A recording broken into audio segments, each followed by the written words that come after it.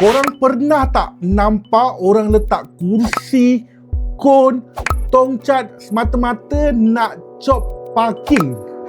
Nampak macam biasa kan? Tapi sebenarnya benda tu salah.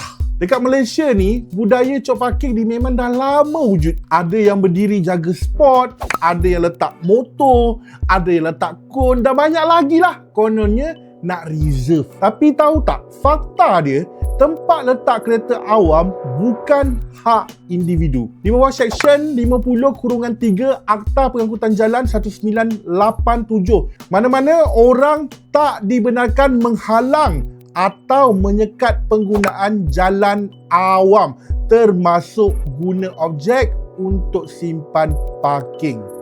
Kalau buat juga, boleh kena denda sehingga RM2,000 atau penjara sehingga 6 bulan. Kalau ulang kesalahan yang sama, denda boleh naik sampai RM4,000 atau dipenjara sehingga 12 bulan. Bukan itu je. Pihak berkuasa tempatan PBT macam DBKL atau Majlis Pembandaran juga ada undang-undang kecil yang bagi kuasa untuk alih barang, keluarkan kompaun atau ambil tindakan sebabnya korang dah halang ruang awam. Sebab tu kadang-kadang kon parking tiba-tiba hilang.